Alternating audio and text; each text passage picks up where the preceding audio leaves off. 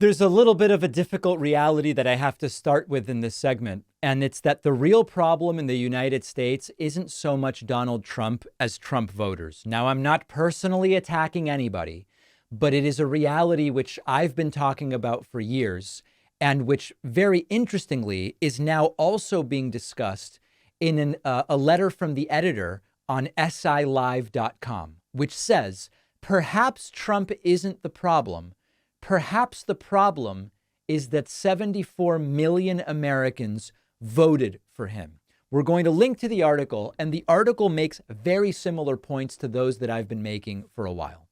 And they are the umbrella point here is that the problem in the United States is not that Donald Trump exists, wanted power, ran for president, said horrible things, had terrible ideas. That's sort of like, listen, you go into the subway in New York City and you hear people yelling bad ideas who would love to be president as well. But that doesn't mean that they become president. The fact that these folks exist doesn't mean that they have to become the president. It's not just Trump's existence that is the problem here. It's the societal conditions and the political conditions that allowed Trump and his ideology to gain the foothold that it did in 2016, almost reelecting him in 2020, and potentially getting him back in office in 2024, just months from now, because Trump is really a symptom of deeper issues. The piece on SILive.com makes exactly this point. And it's really important that this is not an attack on any individual.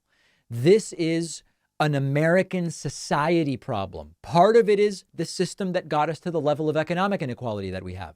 Part of it is racial injustice. Part of it is distrust in the political establishment. Part of it is terrible educational outcomes and lack of critical thinking and media literacy. And so we really, if we want to solve, at some point, Trump's going to be gone. And I'm now starting to get questions, as you heard on yesterday's voicemail segment and elsewhere, questions about what actually are the logistics and the mechanics of the end of MAGA. Is there an end? Does it get integrated into the Republican Party? Does it die with one man or does it continue? And it's really important. And this is where this is almost, in talking about this, I'm almost defending the existence of Trumpism and Trumpists. Part of this is we need to understand the economic discontent that is legitimate, that allowed itself to be exploited by Donald Trump. Trump voters are often driven by perceptions about what's going on with the economy. Now, I'm not going to fall into that horrible thing where we are told Trumpists are fine. They don't have a concerning bone in their body. It's just economic anxiety. And then you see the Jews will not replace us and all this wacky stuff. No, there's a lot of horrible stuff in MAGA Trumpism, but also there are economic beliefs which may be grounded in reality, but exaggerated. And instead of seeking inclusive solutions, those concerns are weaponized and they end up attracted to Trump's promises to revert to a time in American history that favored the fewer at the expense of the many, oftentimes along racial and cultural division.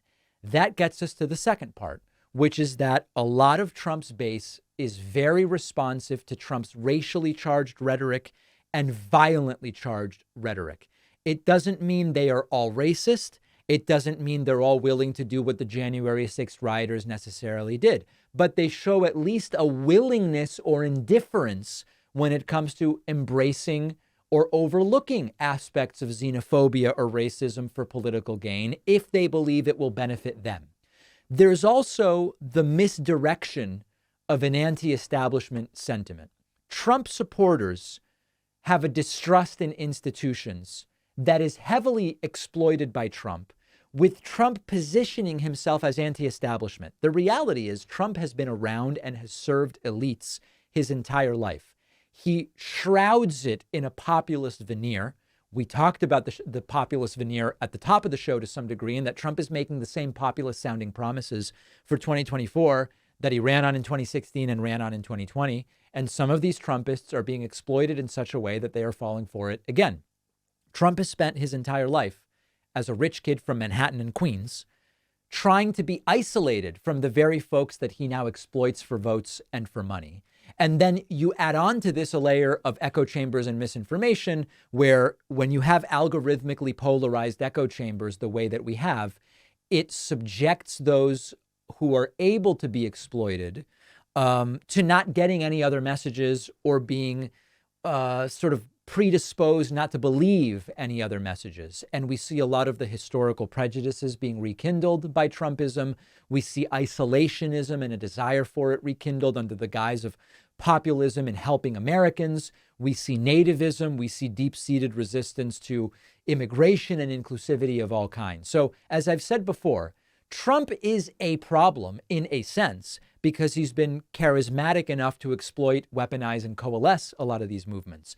But if you didn't have 74 million Americans who are vulnerable to getting caught up in it, Trump really isn't dangerous. He runs a failed candidacy, and he gets back to, putting his name on buildings and whatever else he was doing, being roasted or participating roasts and whatever else the case may be. That's really the problem.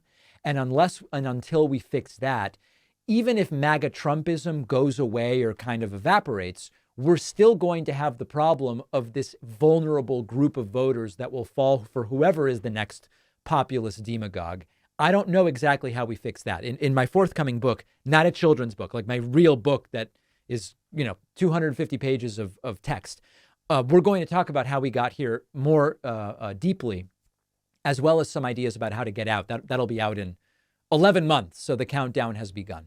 For a long time, when I had a computer problem, I'd go on YouTube and Reddit and try to figure it out, and it seemed like the advice that is given 95% of the time is download Malwarebytes, and that'll clean everything up for you. So I have been using Malwarebytes in real life for years, long before they became a sponsor, simply because Malwarebytes is way more than just an antivirus. It catches things other antivirus programs miss. With Malwarebytes, you have comprehensive real-time protection against malware, spyware, other malicious attacks that could jeopardize your privacy and personal data. It can detect and remove existing malware already on your devices with its best-in-class free scan, which is something traditional antiviruses lack. And now you can get identity theft protection as part of a bundle to keep your family's personal information safe, with live monitoring, alerts, recovery assistance, and up to $1 million in identity theft protection.